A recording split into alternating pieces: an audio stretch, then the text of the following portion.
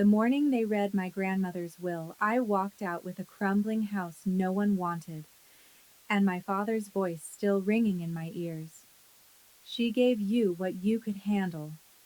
4 months later, a foreman called me at 10 at night and said 7 words that changed everything. Ma'am, we found something inside the wall. When I pulled up to the house, police lights were already spinning in the driveway, and the steel box they pulled from behind a false wall had my initials engraved on the lid. What was inside didn't just prove my family wrong, it proved them criminal. But I'm getting ahead of myself. Before I go on, take a moment to like and subscribe, but only if this story genuinely speaks to you. And drop your location and local time in the comments. I'd love to know where you're listening from. My name is Elise Harrow. I'm 28, and this is the story of the worst thing my family ever did to me, and how my dead grandmother made sure they'd answer for it. Let me take you back to last September, to a Sunday dinner where I sat at the far end of the table, close to the kitchen, close enough to clear the plates. Every Sunday at 6, the Harrow family sits down for dinner. That is not an invitation, it is a summons. The house is colonial. White columns, black shutters, manicured lawn in Fairfield County, Connecticut. From the street, it looks like a family portrait. From the inside, it feels like a courtroom where the verdict was decided before anyone sat down. My father, Richard, takes the head of the table. My mother, Vivian, sits to his right. My sister, Celeste, to his left. I sit at the far end, near the kitchen, close enough to clear plates. Tonight, Vivian is glowing. Celeste got promoted, senior account director. She sets down her wine glass like she's placing a trophy. Richard nods slowly, the way a man does when he believes he built something. That's the Boston office? He asks. Regional lead, Celeste says. She doesn't smile. She doesn't need to. The room is already smiling for her. I wait for a pause. I helped a family get permanent housing this week. Single mom, 2 kids. They'd been in a shelter for... That's nice, sweetie. Vivian doesn't look up. Celeste, tell your father about the Boston account. The conversation moves on. I cut my chicken. After dinner, I wash the dishes alone. Celeste leaves without saying goodbye. My parents retreat to the living room. No one asks me to stay. On the drive home, my phone buzzes. A voicemail. My grandmother Margaret's voice, warm and unhurried. Ellie, I made your lemon cake today. Come get it before your mother does. She calls every week. She remembers my favorite recipe. She asks about my cases, my clients, my bad days. She once told me something I didn't understand at the time. We were sitting on the porch of her old house in Ridgefield, the one she grew up in, the one nobody visits anymore. She looked at the walls like they were holding a conversation only she could hear, and she said, "There are things I've hidden in this house, Elise. When the time comes, you'll understand." I thought she meant memories. She said that 3 months before she died. And now I know, she didn't mean memories at all. The call comes at 2:07 a.m. on a Tuesday. A nurse at St. Vincent's. Voice careful and rehearsed. "Ms. Harrow, I'm calling about your grandmother, Margaret Harrow. She passed in her sleep approximately 1 hour ago. I'm very sorry." I don't remember hanging up. I remember my shoes. I put them on the wrong feet and didn't notice until I was already on the highway. 40 minutes later, I pull into the hospital lot. 2 cars are already there. My father's black Audi, and a silver sedan I don't recognize. Inside, I expect to find my family at her bedside. Instead, I find them in the hallway.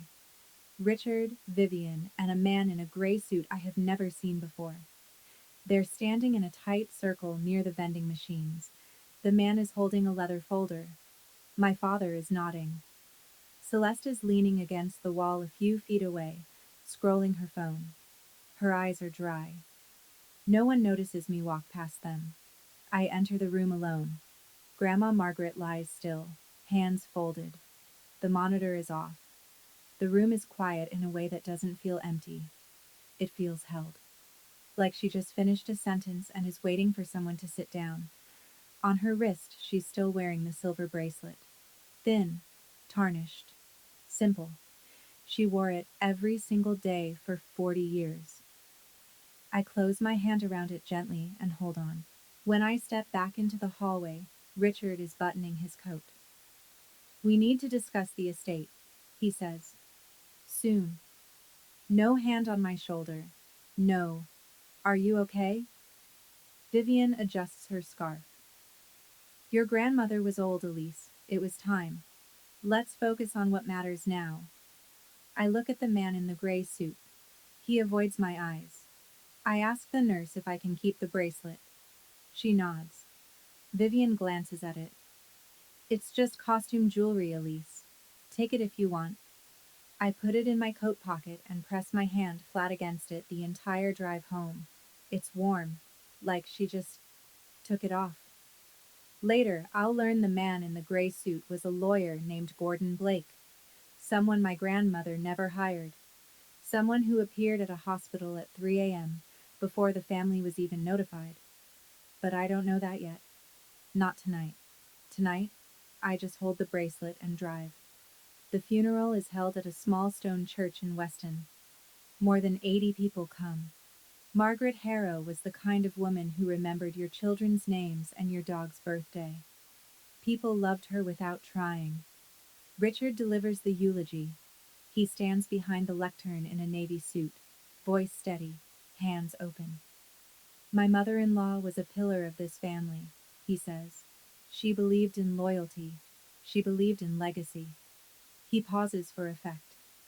We will honor her by staying together. I sit in the second row and count the lies. Richard visited my grandmother twice in the last 2 years. Both times, he left within the hour. After the service, mourners gather in the church courtyard. I stand near the back, holding a cup of coffee I haven't touched. People shake my hand. Most of them move quickly to Vivian, who is stationed near the entrance, accepting condolences like a diplomat. Then a hand touches my elbow. Soft, steady. Dorothy Callahan, 81 years old. My grandmother's closest friend for over 5 decades. She pulls me aside, near the hedgerow, and speaks low. Your grandmother talked about you all the time, Elise. Every week. Her eyes are red but focused. She was worried. She said she took precautions. Precautions for what? Dorothy opens her mouth, then closes it. Vivian is walking toward us, smiling wide, arms outstretched. Dorothy, thank you so much for coming. Vivian wraps her in a hug that lasts exactly long enough for a photo. We're all grieving together. Dorothy steps back. She gives me one last look. The kind of look that says, not here, not now, but soon. That evening, Celeste posts a photo from the service on Instagram. She's standing beside the casket flowers, head tilted, eyes soft. The caption reads, Rest in peace, Grandma. We were blessed to be your family. She doesn't tag me. She never has.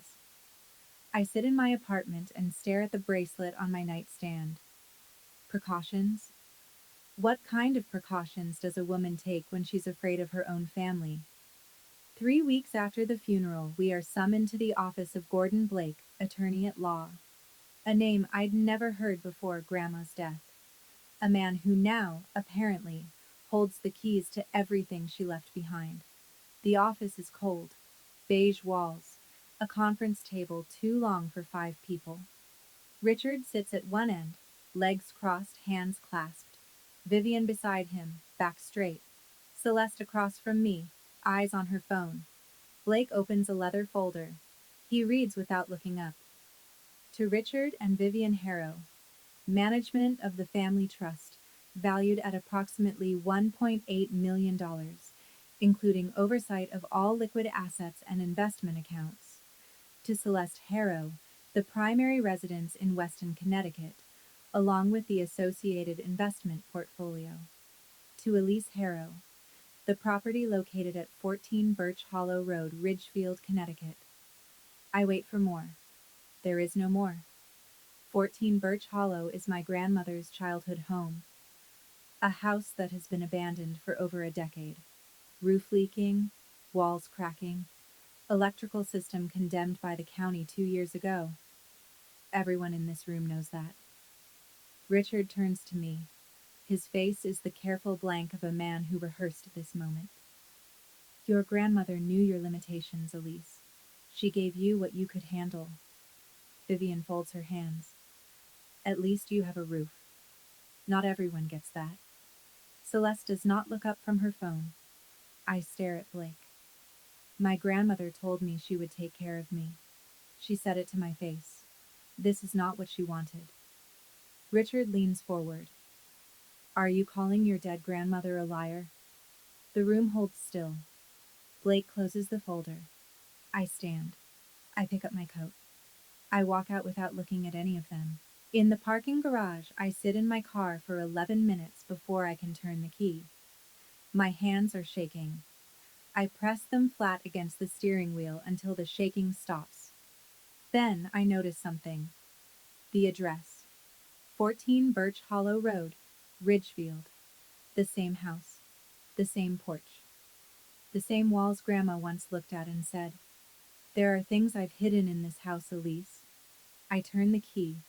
I start driving. The house at 14 Birch Hollow Road looks like it lost a fight with time and gave up halfway through. I park on the gravel shoulder and sit in the car for a full minute, just looking at it. Victorian bones. Wraparound porch, sagging at the left corner. 3 of the front windows are cracked. The gutters hang like loose teeth. Weeds have taken the yard up to my waist. A neighbor across the street pulls back a curtain, watches me, and lets it drop. I push through the front door. It groans but opens. Inside, dust, mildew, silence. The floors are soft in places, rotten from years of rain leaking through the roof. The staircase railing is missing half its spindles. A bird has nested somewhere in the ceiling. But then, the kitchen. On the wall, behind a layer of grime, there's a framed photograph. Small, faded. A young woman holding a baby, standing in front of this very house. The yard is clean. The porch is white. The woman is smiling. I turn it over. On the back, written in ink that has bled with age. For my Elise. The house remembers. Grandma wrote this. But when?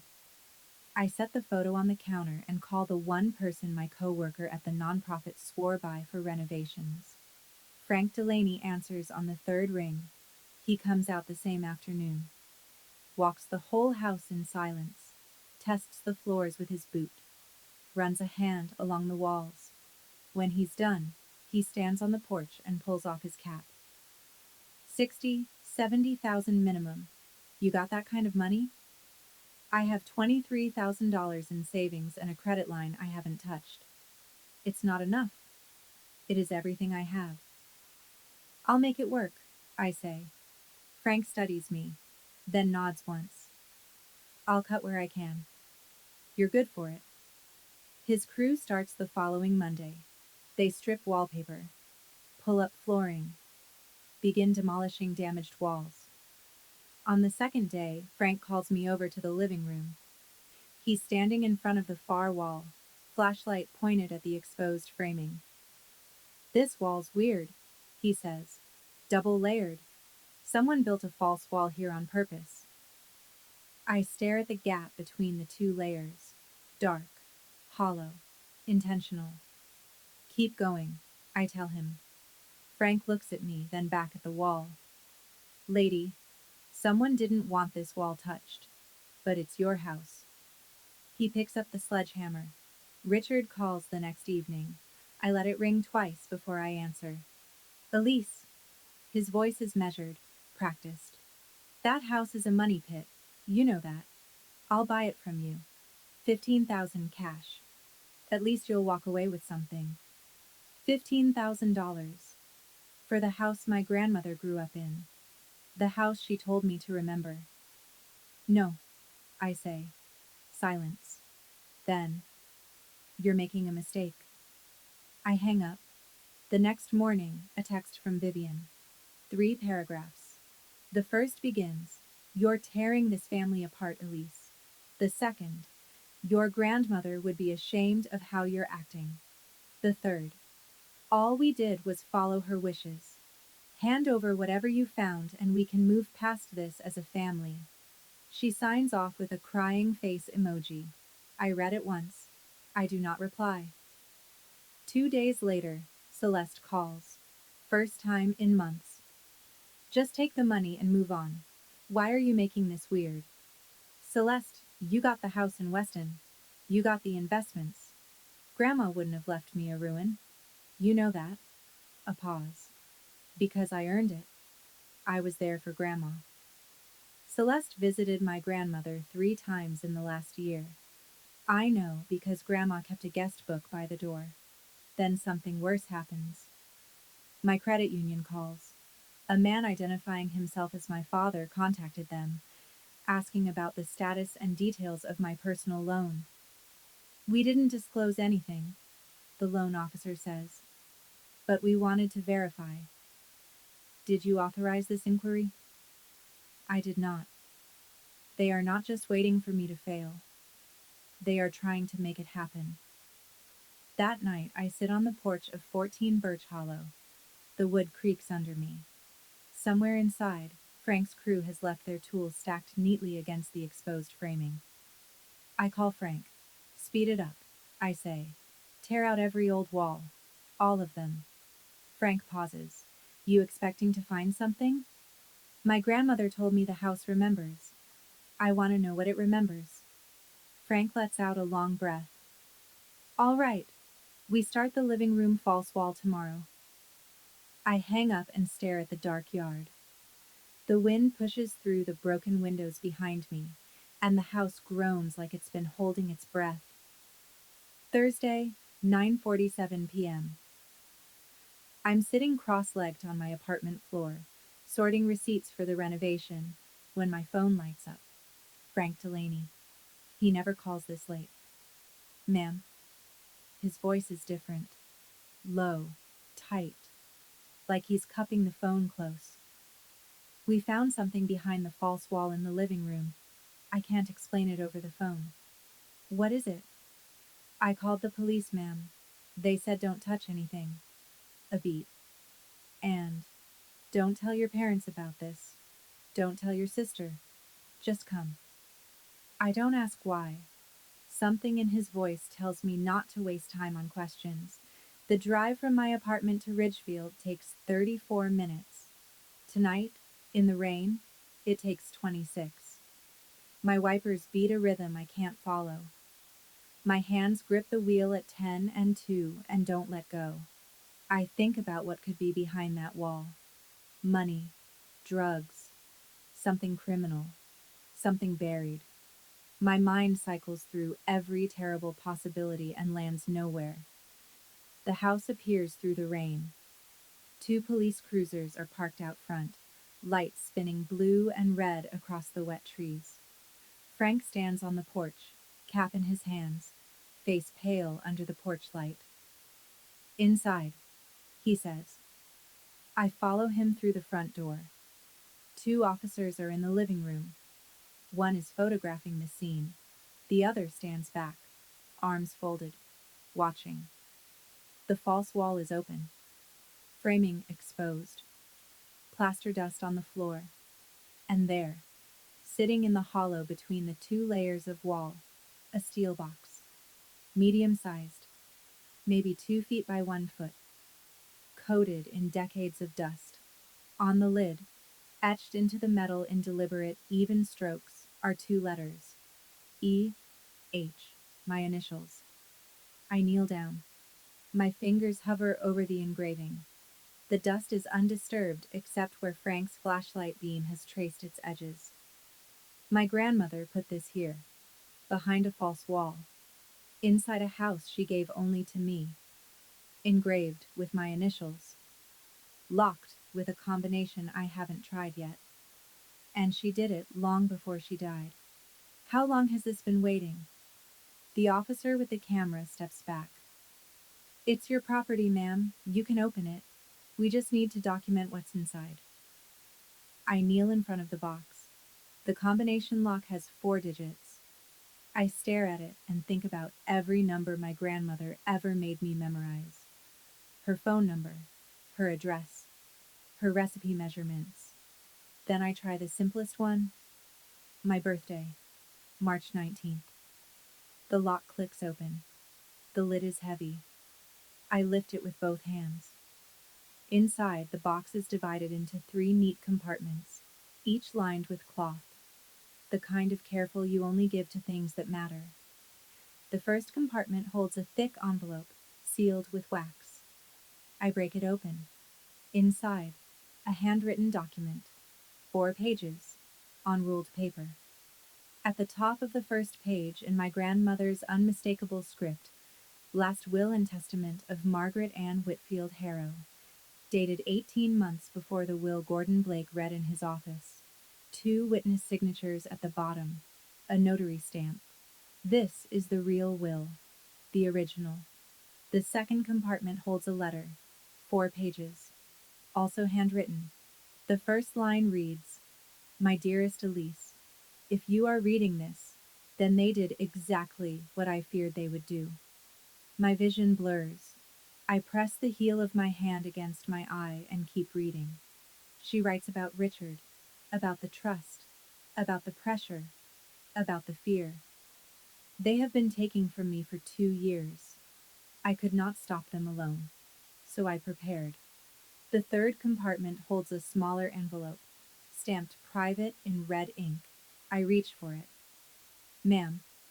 The officer steps forward. That one. We'd recommend a lawyer look at it first. Some of the contents may be evidentiary. I pull my hand back. I look at the 2 officers, then at Frank, who is standing in the doorway gripping the frame. What's in there? Frank asks. I hold up the first document. My hands are trembling, but my voice is not. Her real will, the one they tried to erase. The officer takes a photo. I read the terms. The real will leaves the trust, all of it, and the Weston house to me. Celeste receives this house in Ridgefield and $50,000. Richard and Vivian each receive $1. And at the bottom, in Grandma's hand. So they know I did not forget them. I simply did not forgive. The room is silent. Rain hits the window. Frank lets out a breath he's been holding since I walked in. I fold the letter carefully and press it against my chest. The paper smells faintly of lavender, the same scent that lived in every room she ever occupied. They will tell you I didn't love you enough to give you more, she wrote. The truth is, I loved you too much to let them take everything. I stay on that floor for a long time. The next morning, a detective from the Ridgefield Police Department calls. His name is Sergeant Ortiz. His voice is flat, professional, and careful. Ms. Harrow, we open the third envelope with a forensic tech present. I need you to come in. I'm at the station by 10. Ortiz walks me through what they found. Bank statements, dozens of them, printed, highlighted, annotated in my grandmother's handwriting. They trace transfers from her trust account to a personal account under Richard Harrow's name, spread over 23 months. The total, approximately $340,000. Each transfer has an authorization form attached. Each form bears my grandmother's signature. Except, Ortiz says, turning one of the pages toward me, your grandmother wrote notes in the margins. He points, in pencil, small and steady. I did not sign this. This is not my handwriting. She had requested duplicate statements from the bank, mailed to a private P.O. box. She had tracked every fraudulent transfer. She had built the file herself. There's also this. Ortiz slides another document across the table. A request to change the trustee and legal representative of her estate, filed 6 months before her death. The signature is Margaret's name, but the handwriting is wrong. Even I can see it. We've forwarded everything to the district attorney's office, Ortiz says. This goes beyond a civil dispute, ma'am. I sit in the parking lot afterward and call the one person my coworker said could handle something like this. Eleanor Voss, estate litigation attorney. A woman who, I'm told, has never lost a probate fraud case in 12 years. She answers on the first ring. I talk for 9 minutes straight. She listens without interrupting. When I finish, she says, "Your grandmother didn't just leave you a house. She left you a case. Come to my office tomorrow. Bring everything." I drive home with the windows down even though it's cold. The air feels different. Not lighter, clearer. The police mentioned one more thing before I left. The third envelope also contained what Ortiz called additional documents related to family history. They've referred those to a federal agency for review. I asked which agency. "The FBI," he said. I didn't ask why. I wasn't sure I was ready for that answer. Word travels fast in a small town. Someone saw the police cruisers parked in front of 14 Birch Hollow. Someone told someone, and someone told Richard. He calls the next evening. No greeting, no warm-up. "Whatever you think you found in that house, it means nothing." His voice is tight, controlled, but underneath, something I've never heard before. Fear. "I have the best lawyers in this county. You'll lose everything, including that shack." I say nothing. He hangs up. An hour later, Vivian's turn. She calls sobbing. The performance is pitch perfect. Cracked voice, shuddering breath, the carefully timed pause before each sentence. "Elise, you're destroying this family. Grandma would be heartbroken. Whatever you think you have, just give it back. We can fix this. We're your parents." I let her finish. Then I say, "Good night, Mom," and end the call. Celeste sends a text at midnight. 4 words. "You're delusional. Dad's lawyer will bury you." 2 days later, it arrives. The formal response. Gordon Blake walks into Eleanor Voss's office carrying a settlement proposal. His hands are steady, but his eyes are not. "My client is offering a generous resolution," he says. "Elise keeps the Ridgefield property. She receives an additional $50,000. In exchange, she signs a non-disclosure agreement and surrenders all materials recovered from the property." Eleanor doesn't blink. "My client doesn't negotiate when forged documents are on the table." Blake stands, buttons his jacket. At the door, he pauses and says, "Not to me, but to Eleanor. Between you and me, tell her to be careful. Richard Harrow knows people in this county." The door closes behind him. I turn to Eleanor. "What did he mean? Knows people?" Eleanor sets down her pen, folds her hands. Her expression doesn't shift, but something behind her eyes hardens. "It means we might not get a fair trial here." I think about my grandmother, alone in her house, writing notes in the margins of bank statements no one was supposed to see. She knew. She knew the system might not protect her. And still, she prepared. "Then we go somewhere that will be fair," I say. Eleanor nods. Once, like she was waiting for me to say it. Eleanor files the initial challenge with the probate court of Fairfield County. The motion is clean. Void the Blake will, recognize the handwritten original, investigate the trust transfers. 2 weeks later, the ruling comes back. Motion denied. Judge Harold Kern writes, "Insufficient evidence to overturn a properly filed and executed will." Eleanor calls me from her car. I can hear her breathing, slow, deliberate, the way someone breathes when they are choosing their words very carefully. The judge didn't review the forensic analysis. He didn't schedule a hearing. He issued a summary denial in 48 hours. She pauses. That doesn't happen. I ask the question I already know the answer to. Why? Judge Kern and your father are both members of the Fairfield Country Club. I pulled the sign-in logs. They've had dinner together 3 times in the past month. The floor tilts. Not because I'm surprised. Because I realize this is exactly what my grandmother warned about. They did exactly what I feared they would do. The walls are closing. The bank won't extend my credit. The renovation is half done, and the bills are stacking. Frank has agreed to delay payment, but I can hear the strain in his voice when he says, "Take your time." He means it. But time costs money neither of us has. That night, I sit on the floor of the Ridgefield house. Half-gutted walls, exposed wiring, the smell of sawdust and something older underneath. I unfold Grandma's letter and read the line I keep coming back to. Don't let them make you small, Elise. The truth is heavy, but it will hold you up when nothing else can. I sat in that house and wondered, did she know it would be this hard? Did she know the system itself would push back? Have you ever held something true in your hands and watched every door close anyway? If you have, I'd love to hear how you kept going. Tell me in the comments. Eleanor calls the next morning.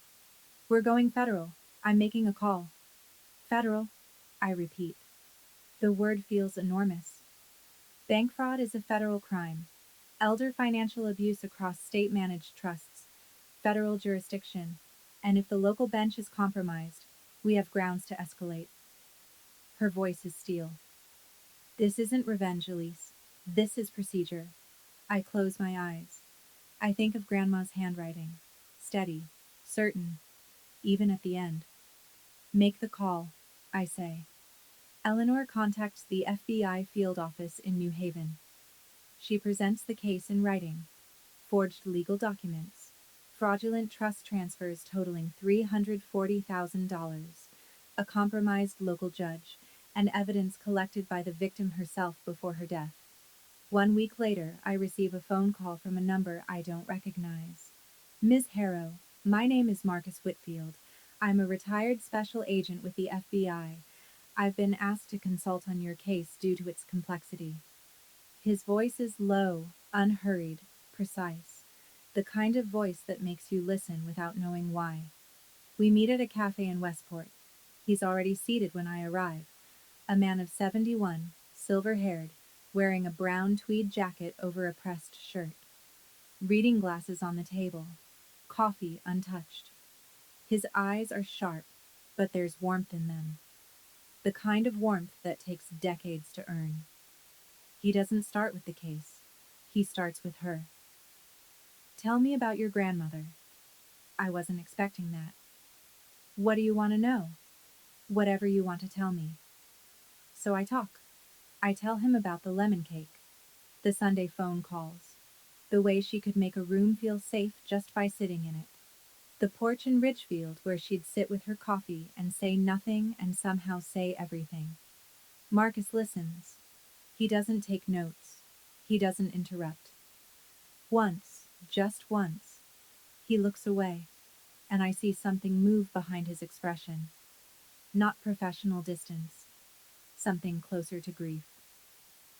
She was remarkable, he says quietly. He tells me the FBI is opening a federal investigation. Richard and Vivian will be subpoenaed. The forged documents and bank records will be analyzed by federal forensics. This will go to court, he says. And it won't be Judge Kern's court.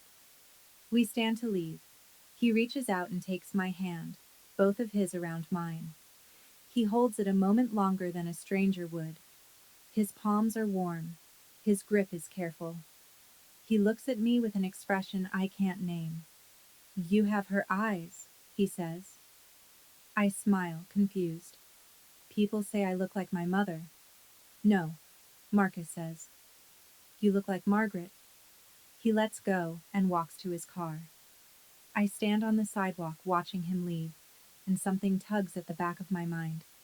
A name I should recognize. Whitfield. Marcus Whitfield. My grandmother's maiden name, before she married, was Whitfield. I stand there for a long time after his car disappears. Richard doesn't wait for the subpoena.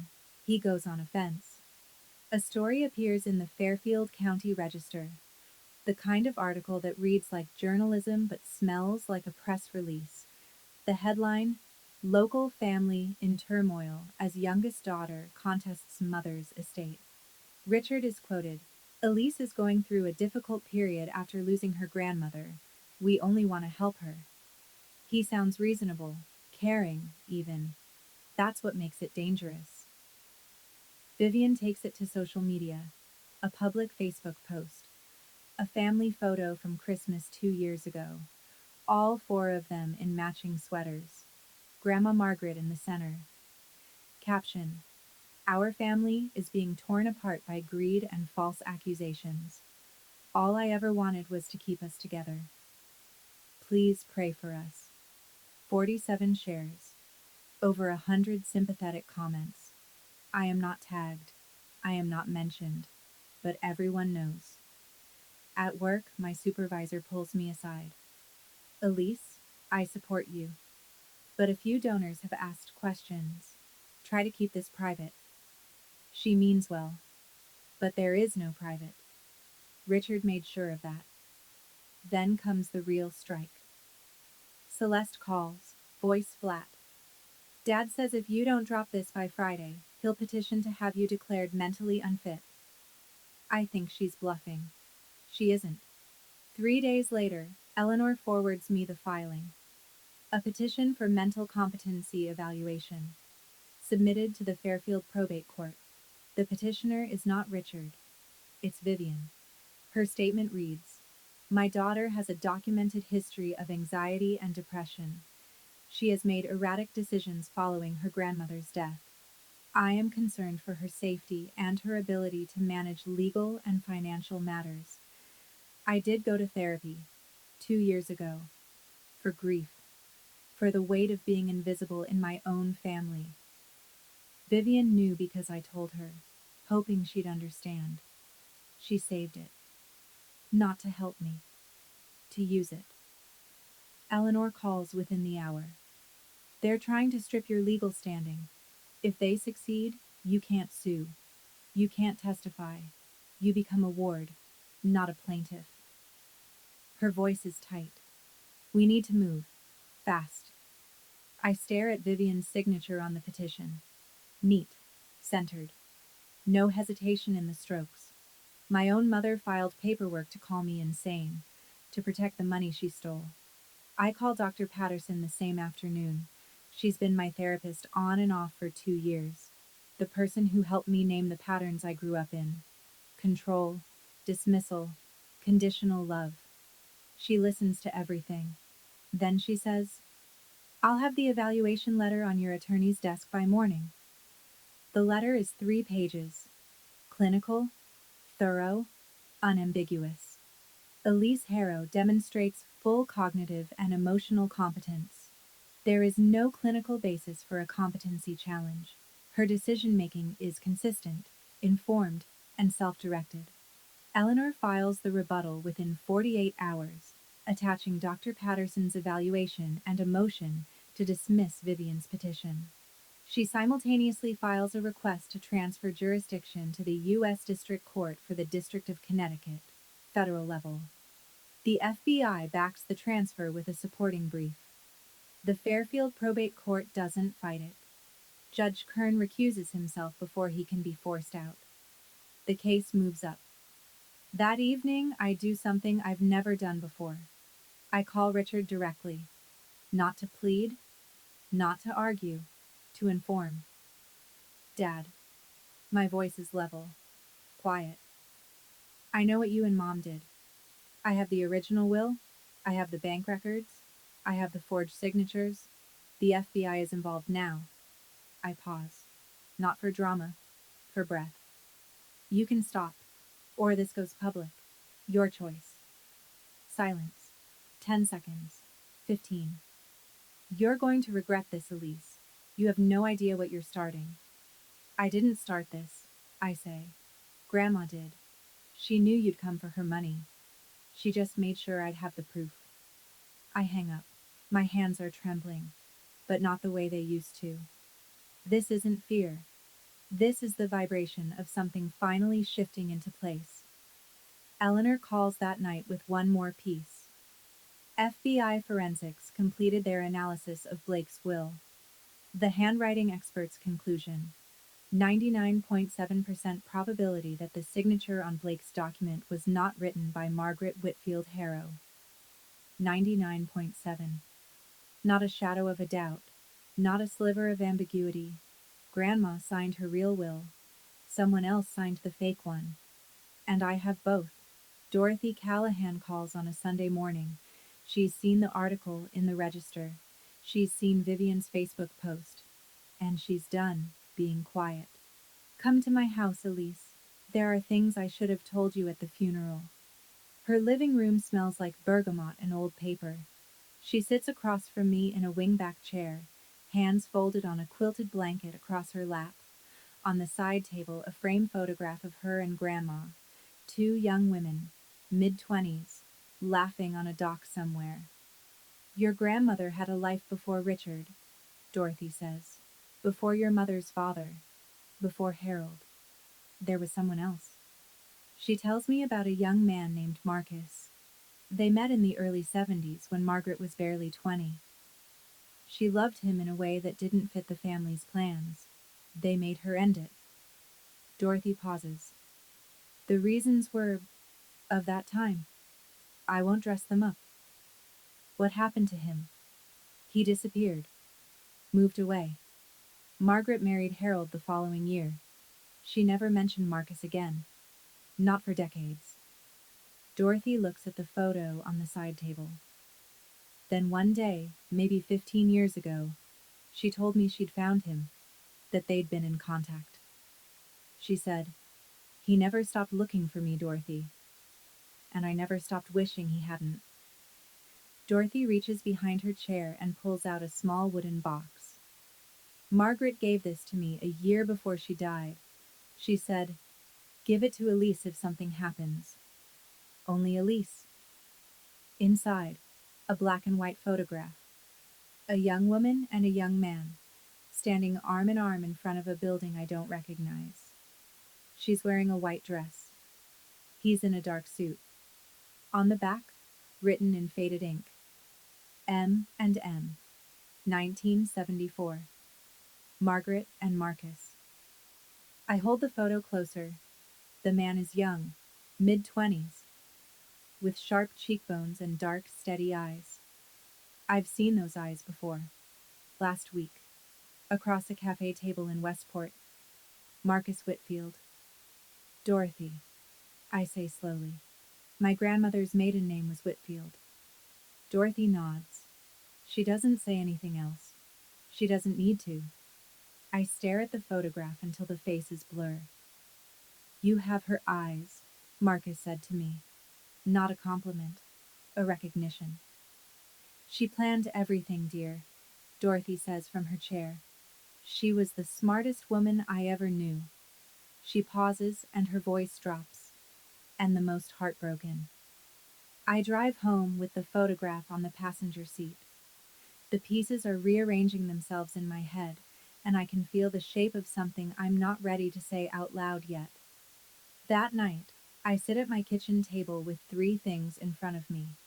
The photograph from Dorothy, the silver bracelet from Grandma's wrist, and the steel box I brought home from Ridgefield. The bracelet first. I turn it over under the lamp. I've worn it almost every day since the hospital, but I've never examined it closely. The outside is plain, smooth, tarnished, unremarkable. Vivian was right about one thing. It looks like costume jewelry, but when I tilt it under the light, I see it. On the inside of the clasp, etched in letters so small I need a magnifying glass, a sequence of numbers. September 17th, 1974. September 17th, 1974. The same year as the photograph. M&M, 1974. A date, a code, hidden in plain sight for 40 years. I carry the steel box to the table.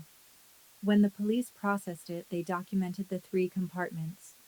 But I remember, there was a second lock underneath the main compartment, a smaller combination panel built into the base. The officers tried a few combinations and moved on. They left it for me. I input the numbers. 09171974. The base panel releases with a soft click. Inside the hidden compartment, a single document, folded in thirds, protected by a plastic sleeve. I pull it out carefully. A birth certificate, yellowed with age. State of Connecticut. Name, Margaret Ann Whitfield. Date of birth, June 3rd, 1952. Mother, Ruth Ellen Whitfield. Father, Marcus James Whitfield. Marcus isn't her ex-lover. Marcus is her father. I set the birth certificate down and pick up the last item in the compartment. A folded letter. Grandma's handwriting again. This one shorter. 2 paragraphs. Elise, Marcus Whitfield is my father. He was forced to give me up when I was 3 years old. The court took me from him under circumstances that were unjust and unforgivable. I found him when I was 40. We kept the secret to protect you, because Richard would have used it against us. When you meet him, and you will, know that he is family, real family, the kind that doesn't take, the kind that waits. I read it twice, 3 times. I hold the paper up to the light as if the words might rearrange into something easier to absorb. Marcus Whitfield, the retired FBI agent helping my case, is my great-grandfather, my grandmother's father, the man who lost his daughter to the system 70 years ago and spent his life building himself into someone who could never be dismissed again. And my grandmother hid the proof inside a bracelet I've been wearing every day without knowing. I pick up my phone. I dial Marcus. He answers on the first ring, like he's been waiting. I found the bottom compartment, I say. I know who you are. The line is quiet, not the silence of surprise, the silence of a man who has been carrying something for a very long time and has just been told he can set it down. I was waiting for you to find it, Marcus says. That was Margaret's plan, not mine. We meet at the Ridgefield house the next morning. He arrives early. I find him standing on the porch, looking out at the yard with both hands in the pockets of his tweed jacket. And for a moment, I see him the way Grandma must have. Patient, steady, still here, after all of it. We sit at the kitchen table. He tells me everything. In 1955, when Margaret was 3, her mother, Marcus's wife, Ruth, died of pneumonia. Marcus was 23. He worked part-time at a hardware store and had no savings. Ruth's family petitioned for custody. The court agreed. Margaret was taken. Marcus was told he could visit. Then the visit stopped. Then the address changed. Then she was gone. I spent 15 years looking for her, he says. I joined the bureau because I wanted access to systems most people couldn't reach. I told myself it was about justice, but it was about her. He found Margaret in 1992. She was 40. They met in a park in Hartford, sat on a bench for 3 hours, and said almost nothing. She held my hand, he says. That was enough. They kept the reunion secret. Richard married Vivian the year before I found Margaret. Margaret said he was already asking about her finances. She said, if he finds out about you, he'll use it. He'll say I was mentally unstable, reconnecting with a father I was taken from. He'll twist it. Marcus looks at me. His eyes are wet, but his voice does not waver. When Margaret called me 3 years ago and said, he's going to steal everything when I die, I made her a promise. I told her, I couldn't save my daughter from that family. but I would save my granddaughter. I don't speak. I don't need to. I reach across the table and take his hand. He tells me one more thing. Margaret had sent him copies of the trust documents and bank records before she died. A backup, in case something happened to the box. But the originals needed to come from Elise. A copy sent by a deceased person has evidentiary limits, he explains. The originals, recovered by the rightful heir from her own property. That's ironclad. That was the plan. Not Marcus's, not Eleanor's, Margaret's. She couldn't fight them while she was alive. So she built a case from beyond the grave and trusted the one person they underestimated to find it. Me. I sit in that kitchen for a long time after Marcus leaves. The bracelet is on my wrist. The birth certificate is on the table. Outside the yard is quiet. For the first time in 28 years, I understand what family is supposed to feel like. It doesn't demand. It doesn't perform. It doesn't keep score. It waits. Eleanor's office, Wednesday afternoon. 3 chairs pulled around her desk. Eleanor, Marcus, and me. A whiteboard behind her covered in dates, names, and red arrows connecting them. Here's where we stand, Eleanor says. Federal Court, District of Connecticut. Not a will contest. A criminal referral accompanied by a civil probate challenge. She taps the board. Charges under consideration: forgery of legal documents, bank fraud under 18 U.S.C. Section 1344, elder financial abuse, conspiracy. Marcus leans forward. The FBI has completed the forensic review. Handwriting analysis on the Blake will, confirmed forgery. The trust transfer authorizations, confirmed forgery. 6 separate documents bearing Margaret's name, none written by her hand. Eleanor nods. We also have Margaret's video deposition. I turn. Video? Marcus opens a folder. Your grandmother recorded a sworn statement 8 months before she passed. She did it at Dorothy Callahan's home, with Dorothy and a notary present. She knew if the box was ever found, the opposition would argue she was confused or coerced. He slides a USB drive across the desk. This is Margaret Harrow, of sound mind, stating clearly that any will produced by Gordon Blake is fraudulent. I press my fingers against my temples. She thought of everything. Richard knows the hearing date, Eleanor continues. He's been calling everyone. His lawyers, the old judge, people at the club. But this is federal now. Kern has no jurisdiction.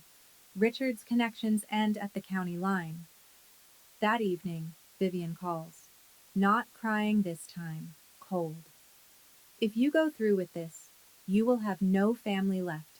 Is that what you want? I hold the phone and look at the silver bracelet on my wrist. At the photo of Marcus and Margaret on my kitchen counter. At the letter that begins, My dearest Elise. I haven't had a family in a long time, Mom. I just didn't know it yet. She hangs up first. I sit in the Ridgefield house that night. The renovation is half finished. New floorboards in the hallway. Fresh paint in the kitchen. The living room wall is still open where the box was found. I asked Frank to leave it. A reminder. Tomorrow I walk into a federal courtroom. I will carry my grandmother's handwriting in my bag, her bracelet on my wrist, and her father beside me. Tomorrow, they'll see me. Not the version they created. The real one. The morning of the hearing, I wake at 5 and find an email sent at 3:47 a.m. from Richard.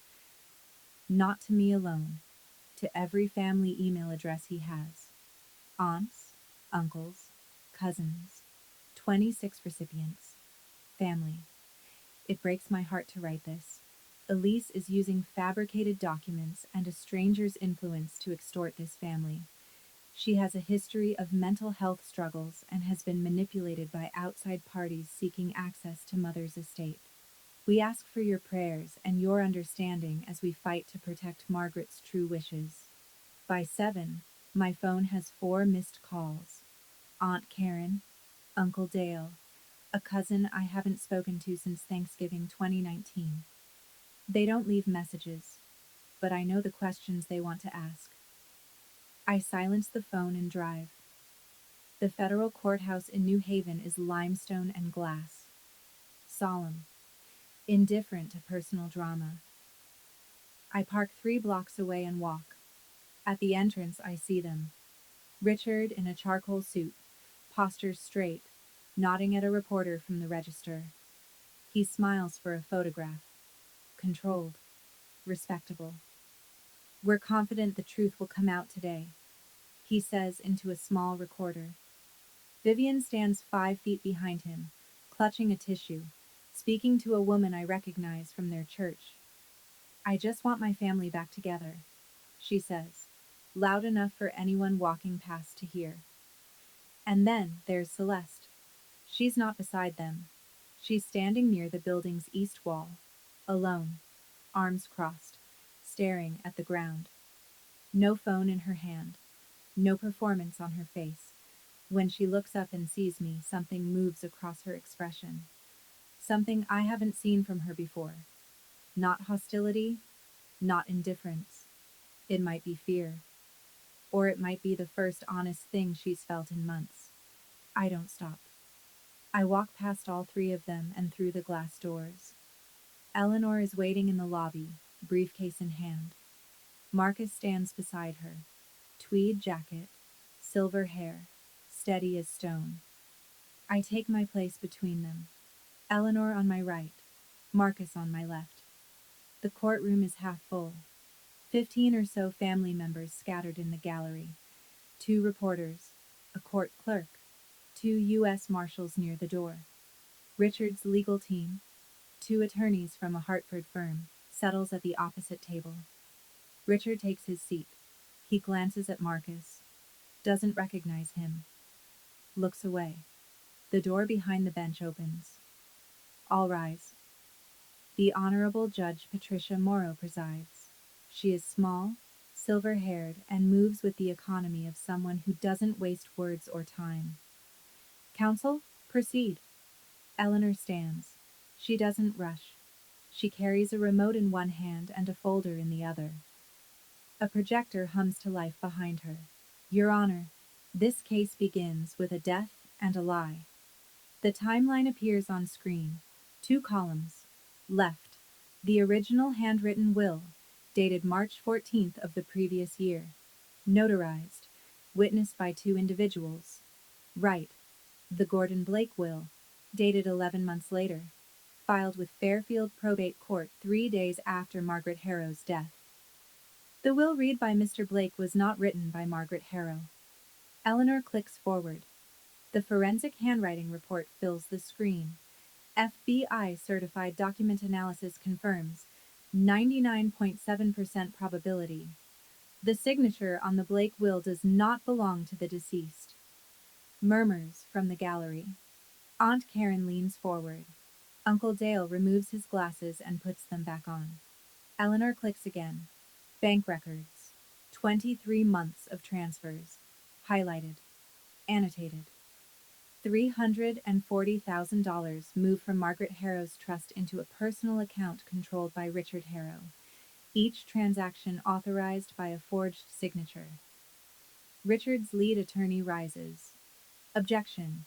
The provenance of these documents was established by law enforcement recovery and federal forensic analysis, Eleanor says without turning.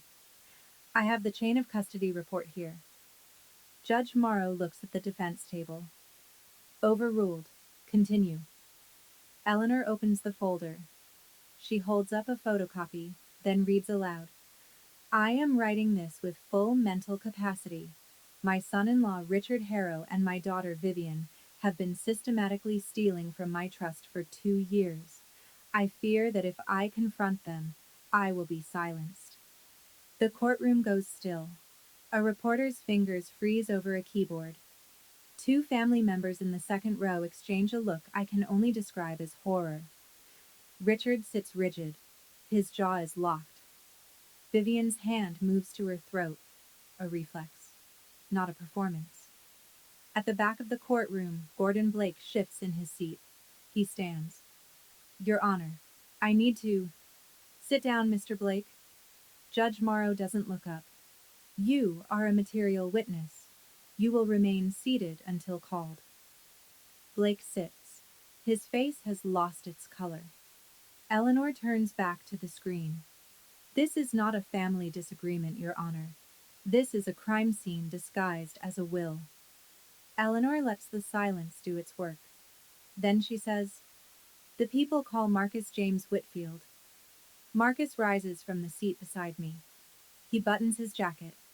One button, deliberate, and walks to the witness stand. His shoes are quiet on the courtroom floor. He doesn't hurry. Richard glances at him, frowns, looks at his attorneys. One shrugs. Marcus is sworn in. He sits straight, hands folded, and waits. Eleanor steps forward. Mr. Whitfield, please state your relationship to the deceased. Margaret Ann Whitfield Harrow. Marcus looks directly at the gallery. His voice carries to every corner of the room. Margaret Harrow was my daughter. The courtroom doesn't erupt. It collapses inward. A sharp collective inhale followed by absolute silence. Aunt Karen covers her mouth. Uncle Dale turns to the woman beside him. The reporter's pen stops mid-word. Richard's head snaps toward Vivian. Your mother had a father? Vivian doesn't answer. Her face is white. Her lips are moving, but nothing comes out. Eleanor continues steady. Mr. Whitfield, can you explain the circumstances? Marcus speaks calmly. He describes 1955, Ruth's death, the custody hearing, a 23-year-old man judged unfit by a court that didn't look twice, a 3-year-old girl carried out of his apartment while he stood in the doorway. I spent 15 years finding her, he says. I joined the FBI because I needed access to systems that had already failed me once. Margaret and I reconnected in 1992. We kept it private to protect her, and to protect Elise. Eleanor inserts the USB drive. The courtroom screen shifts to a video. A living room I recognize. Dorothy's house. Grandma Margaret sits in a chair, hands in her lap, facing the camera. Dorothy stands behind her. A notary sits to the left. Margaret speaks. Her voice is thin but clear. I, Margaret Ann Whitfield Harrow, declare that any will produced by Gordon Blake after September of last year is fraudulent. I am of sound mind. My son-in-law and my daughter have been stealing from me. This recording is my testimony. She pauses, looks directly into the lens. And to my Elise, I'm sorry I couldn't say this while I was still here, but I'm saying it now. The video ends. The screen goes dark. Vivian makes a sound. Not a word. Not a cry. Something between the two. No one in the courtroom reaches for her. Richard pushes back from the table. This is a setup. That man is a stranger. He has no standing. Judge Morrow's gavel lands once. Sit down, Mr. Harrow, or I will hold you in contempt. Richard sits. His attorney places a hand on his arm. He shakes it off. Marcus looks at me from the witness stand. He doesn't smile. He doesn't need to. His eyes say the only thing that matters. I'm here. I lost my daughter once to the system, Marcus says, his voice quiet but unbending. I will not lose my granddaughter to the same family that stole my child's peace. The court reporter's fingers pause, then resume. The room holds its breath. Judge Morrow writes something. She doesn't look up. But I see her hand move. Steady. Purposeful. The kind of motion that precedes a ruling. Judge Morrow calls a 15-minute recess. The gallery stirs. People stand, whisper, avoid eye contact with Richard. I step into the hallway. Eleanor is reviewing notes. Marcus is speaking quietly with the FBI liaison near the water fountain. Then I hear footsteps behind me. fast, purposeful. Elise. Celeste. She's standing 3 feet away. Her eyes are red. Her hands are clenched at her sides. She isn't holding a phone for the first time I can remember. I want to testify, she says. Eleanor looks up. I look at Celeste. I search her face for the performance. The angle. The self-preservation. I don't find it. What I find is someone who has just watched the ground crack open beneath the only story she's ever told herself. I nod. Celeste Harrow takes the stand 10 minutes later. Richard's attorneys object immediately. The witness is a beneficiary of the contested will. The witness is testifying voluntarily against her own interest, Judge Morrow says. I'll allow it. Proceed. Celeste grips the edge of the witness box. She doesn't look at our parents. She looks at the judge. I knew the will was changed. Her voice shakes, but she doesn't stop. I didn't know exactly how, but I knew Grandma wouldn't have left Elise a broken house. She loved Elise more than any of us. A sound from the gallery. Aunt Karen pressing her hand tighter over her mouth. Dad told me to keep quiet. Mom said it was for the family. I believed them because it was easier than believing I was part of something wrong. She swallows. Dad told me, while Grandma was still alive, when she dies, everything comes to us. Not Elise. She's not built for it. I didn't argue. I didn't ask questions. I took what was offered because that's what I was raised to do. She finally turns. Not to Richard. Not to Vivian. To me. I'm not asking you to forgive me, Elise. I'm telling the truth because Grandma deserved it, and because you're braver than I'll ever be. The courtroom is silent. Richard's face is a mask, rigid, bloodless. Vivian's chin is trembling. She reaches for Celeste with her eyes, but Celeste has already looked away. Richard's lead attorney leans to his colleague. Neither speaks. Judge Morrow makes a note. She looks at the defense table. Does the respondent wish to call any witnesses? Richard's attorney stands, pauses, sits back down. No, Your Honor. The gavel comes down. We'll proceed to ruling. I was the favorite. That's what Celeste said from the stand. I was the favorite. But being the favorite in that family meant being the most useful accomplice. Those words hang in the air like dust after a wall comes down. Judge Morrow takes 11 minutes. She returns to the bench, adjusts her glasses, and reads from a prepared statement without inflection, without pause, without mercy. This court finds the following. 1.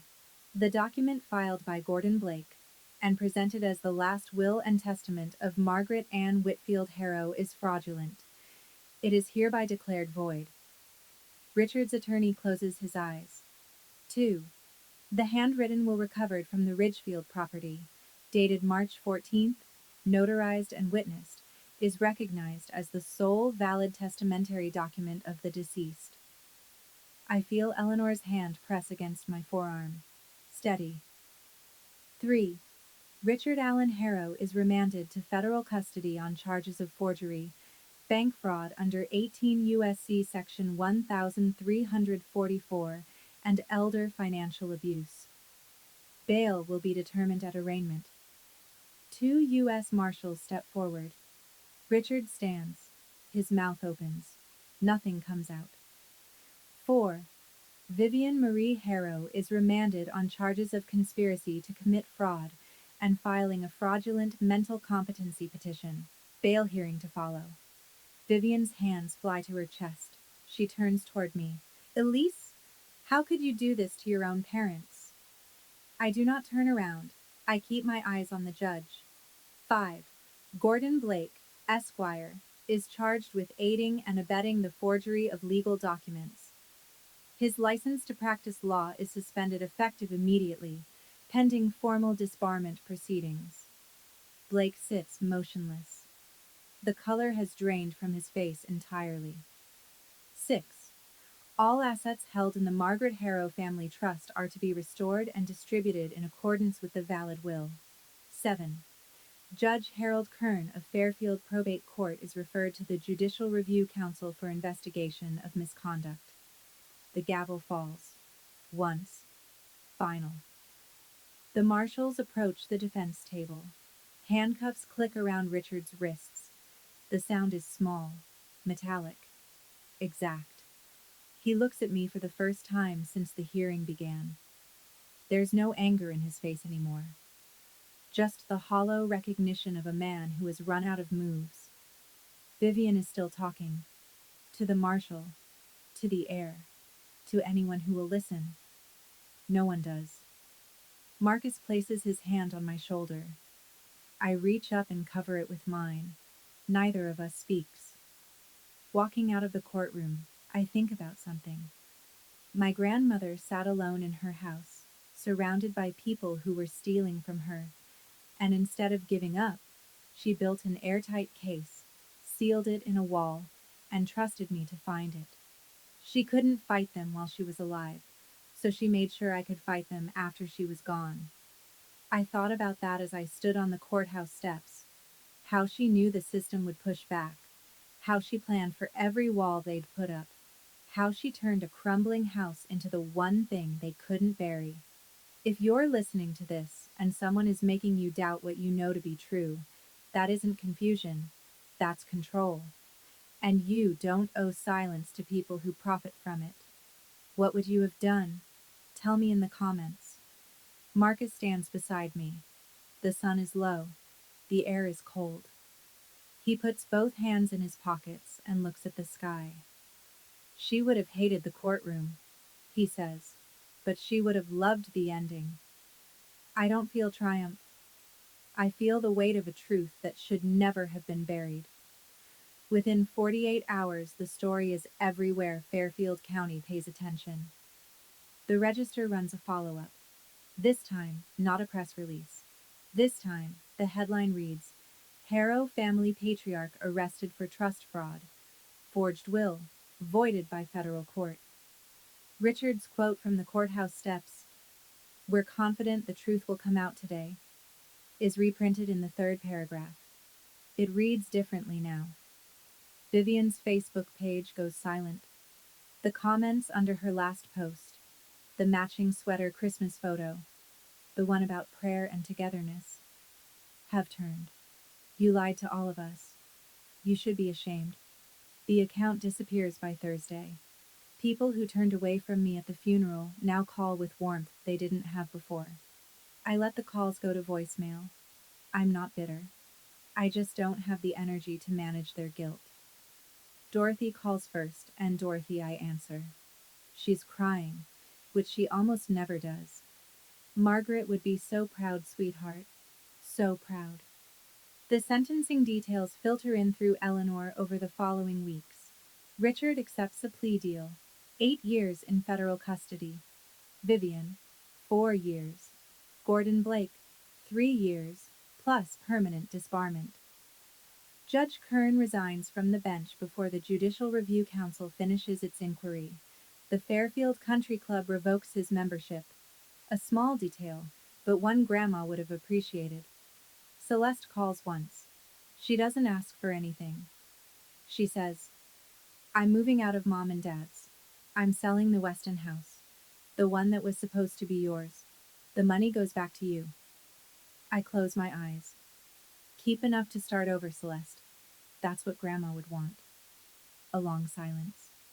Then, "I don't deserve forgiveness yet, but I want to deserve it someday." I don't tell her she's forgiven. That would be a lie and she'd know it. But I tell her the truth. Then start. That's all anyone can do. She hangs up. I set the phone down and look at the Ridgefield house around me. Half new, half old. The walls are going up where the walls came down. Frank's crew is sanding the new staircase railing. The house is becoming what it was always supposed to be. So am I. Marcus invites me to his apartment in Stamford, a one-bedroom on the 3rd floor of a brick building near the harbor. Modest, clean, quiet. When I walk in, I stop. The walls are covered in photographs, not in frames, pinned, taped, layered over each other. Margaret as a toddler, black and white. Margaret at 18, laughing in front of a diner. Margaret at 40, the year she found him, standing in a park with her eyes closed and the sun on her face. And then, me, my high school play. I was a tree in the background of our town. I'm half visible behind a prop fence, but I'm there. And so is his camera. My college graduation. I'm walking across the stage. The shot is from across the street, through a crowd, slightly out of focus. But it's me, the day I started at the nonprofit.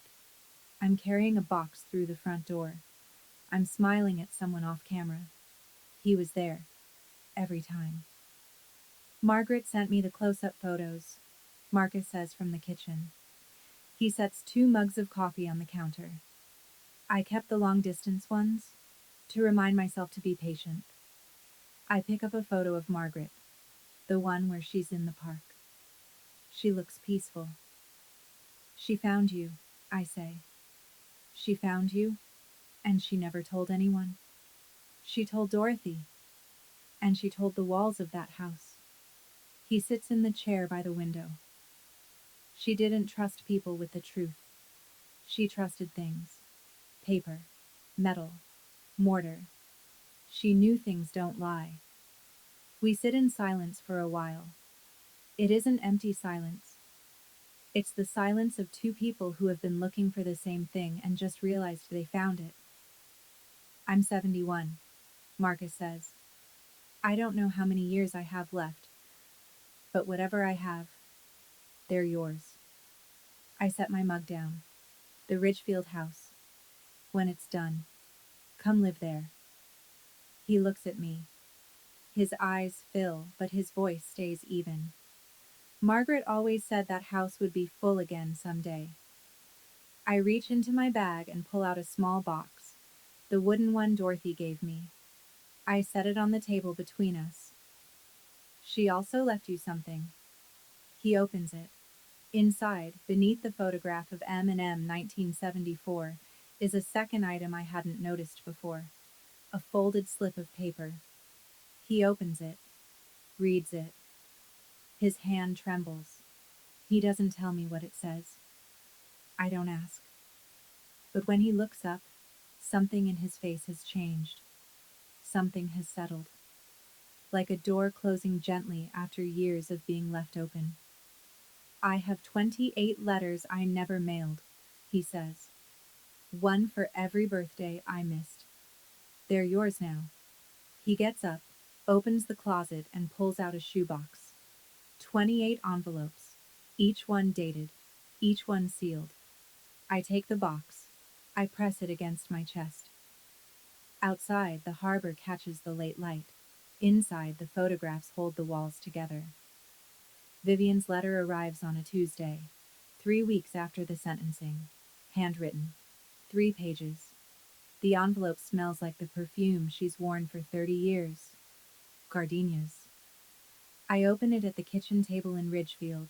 Morning light coming through the new windows. Elise. I know you won't believe me, but I did what I did because I was scared. Your father controlled everything. The money, the decisions, the lawyers. I had no choice. I went along because the alternative was worse. You don't know what it's like to live under someone like Richard for 30 years. She writes about her childhood, her own mother's silence, the way compliance became survival and then habit, and then identity. She writes that she loved Grandma Margaret but was afraid of what Margaret saw. She looked at me like she knew exactly who I was, and I couldn't stand it. The 3rd page is an apology. I'm sorry I used your therapy against you. I'm sorry I signed that petition. I'm sorry for the Facebook post and the Christmas photo and the way I said your name at the courthouse. I'm sorry for everything I told myself was love but wasn't. I read it twice. I set it down. There are parts I believe.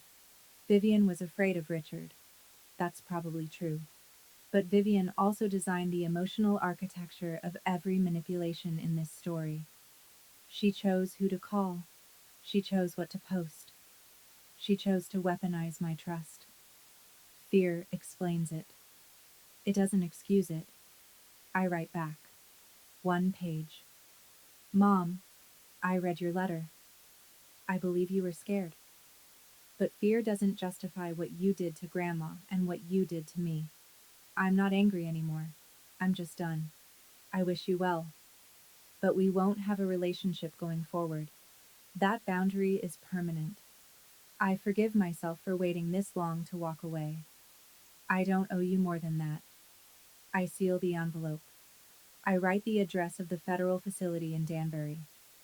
I walk it to the mailbox at the end of Birch Hollow Road and slide it in. I don't wait for a reply. On the walk back, Frank is on the porch. He's installing the last section of the new railing, cedar, hand sanded, stained to match the original. He sees me and nods. Looking good, boss. I smile. It's small, and it's real. The first one that hasn't cost me anything in a long time. The trees along Birch Hollow are starting to turn.